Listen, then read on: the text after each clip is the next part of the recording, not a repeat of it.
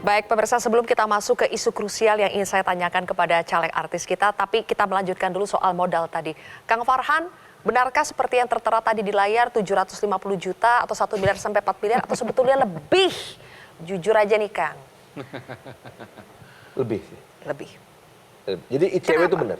ICW benar, susah Benar. memang. Karena gini, kita tidak diberi kewajiban untuk memberikan laporan. Ya ada kewajiban laporan kepada partai, partai nanti melaporkan. Yang kita laporkan itu ya sesuai dengan aturan aja. Bahwa sumbangan kampanye perorangan maksimum 100 juta, perusahaan atau lembaga itu 1 miliar rupiah. Nah semua yang nyumbang sih saya catat, saya kasih tahu ke partai dan partai kemudian menyampaikannya ke KPU dan itu diterima dengan baik. Kalau realnya karena kan ada beberapa hal yang kita ngitungnya in natura. Karena gini. Kadang ada orang yang mau support kita itu ngasihnya berupa barang, Han gue support pakai ini ya, gitu. Nah itu kita agak susah ngitungnya. Yang penting per unitnya kalau untuk kita berikan kepada masyarakat si barang itu tidak boleh lebih dari Rp25.000, betul? Ya. Itu aja. Kalau tidak makanya politik ya. Saya dikenal di Bandung sebagai caleg centong nasi. Oh betul. Artinya? Niko tuh apa minuman Mak, gelas. Karena itu yang dibagi-bagikan. Karena itu kita bagi-bagiin. Oh, pengingat. Itu pengingat. Cenderamata. Itu cenderamata. Itu cenderamata karena itu akan dipakai sehari-hari. Itu pengingat lah. Menurut saya itu adalah bagian dari bentuk komunikasi. Harus. Itu kan bentuk dari komunikasi. Dan itu adalah kontribusi yang kita nggak bisa ngitung duitnya berapa. Iya. Oke. Tapi mungkin semua upaya itu akan bisa dibilang sia-sia kalau sistem pemilu kita nantinya berubah. Kita tahu saat ini Mahkamah Konstitusi sudah lagi sedang bersidang untuk menguji apakah ini nanti akan berubah dari terbuka menjadi tertutup. Saya ingin tanya ke Mas Narji. Mas Narji, kalau nanti sistem pemilunya berubah menjadi tertutup, otomatis ini caleg bisa jadi tidak perlu kerja ini karena kan ditentukan oleh partai. Mas Narji sebetulnya setujunya terbuka apa tertutup? Ya pada dasarnya sesuai dengan marwah keinginan kita tuh terbuka ya. Karena akan lebih jelas caleg-caleg yang maju itu siapa. Tidak membeli kucing dalam karung. Tapi kalau nanti keputusannya tertutup pun bukan berarti saya akan mundur. Karena saya berjuang juga untuk partai. Mas Narji nomor urut berapa sekarang? Saya anak bungsu, saya minta nomor bungsu nomor 7. Ada anggapan kalau misalnya nanti tertutup paling yang kerja cuma 1, 2. Kalau nomor buncit apalagi nggak perlu kerja katanya.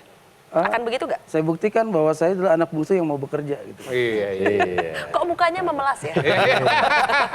Ya saya dapat istri juga karena memelas Mbak. Yakin itu? Oke, baik. Tapi lebih setuju terbuka. Kalau Bang Ramzi? Sudah lah ya, ini udah 2023, mau 2024. Kita udah melewati fase demokrasi yang sangat luar biasa. Dari sistem tertutup dengan 30 sekian tahun kita tertutup, akhirnya sudah terbuka. Akal saya tidak masuk untuk akhirnya kita kembali ke sistem tertutup. Jadi saya minta sudahlah, yang kadang nggak masuk akal nggak usah dipaksakan. Karena fasenya, zamannya sudah tidak seperti itu. Justru saya kepikiran mengusulkan kalau mau masing-masing dapil caleg yang sudah terpilih dari salah satu partai, saya berharap hanya maksimal 2 kali periode. Setelah itu lo pindah ke dapil lain, kasih kesempatan untuk caleg-caleg baru yang masuk. Justru itu keinginan saya. Maksimal 1 dapil 2 periode. Setelah mau periode ketiga, no, lo harus pindah dapil. Karena supaya banyak yang ngasih kontribusi di dapil tersebut orang lain. Tapi boleh 3 periode? Enggak, maksimal 2. Jangan isu baru lagi nih. Tapi tadi Bang Ramzi bilang sudahlah, kita ini sudah demokrasi. Nggak usah dipaksakan. Jangan ditarik mundur lagi.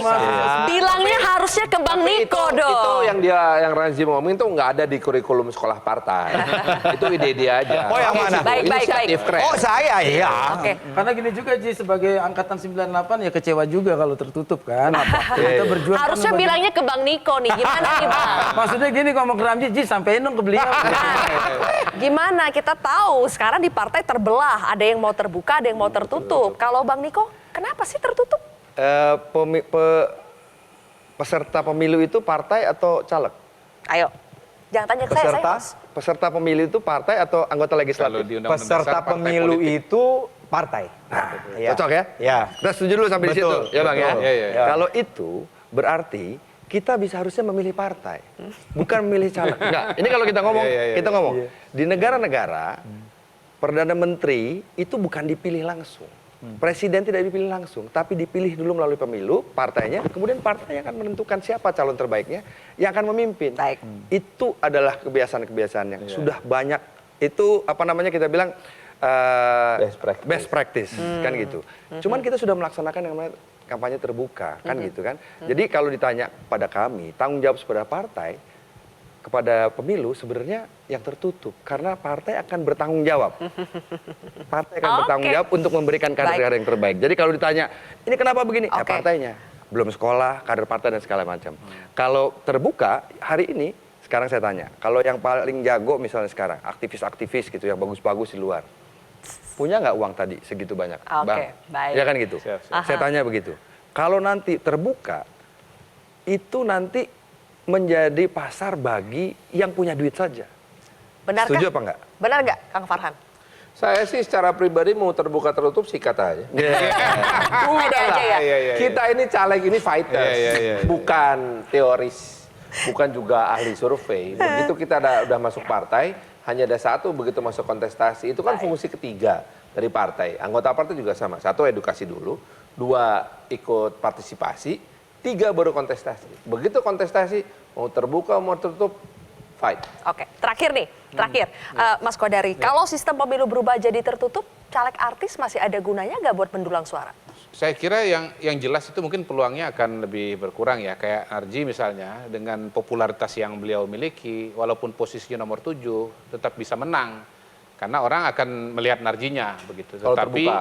kalau terbuka ya. Tapi kalau misalnya ini tertutup, biasanya agak sulit untuk kandidat itu bisa mendapatkan suara di atas BPP gitu ya. Sehingga akhirnya memang ya didasarkan kepada nomor urut. Saya sempat ngitung-ngitung sekilas tadi, sebetulnya proporsi caleg itu walaupun tadi kelihatan ada naik turun ya yang terpilih ya. Misalnya tadi berapa? 15 dari 91 orang. Itu kira-kira 16%. Nah itu sebetulnya lebih tinggi daripada rata-rata secara umum. Karena kalau kursinya 575 misalnya dibagi 6.000 caleg, itu cuma sekitar 9% saja. Gitu. Jadi sebetulnya success rate bagi seorang artis itu lebih tinggi dibandingkan dengan rata-rata. Gitu, yang mayoritas bukan. Jadi sebetulnya memang sistem terbuka menurut saya lebih menguntungkan dan ideal bagi caleg dengan latar belakang artis. Karena dia dikenal, dia punya modal sosial dan itu salah satu kunci dari pemilihan langsung.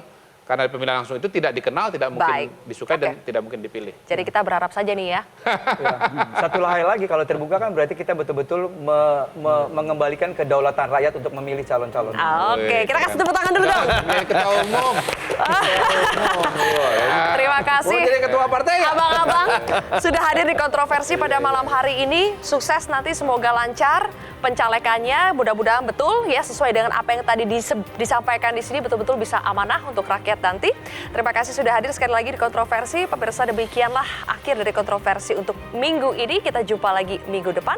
Saya Zilvia Iskandar pamit undur diri. Sampai jumpa.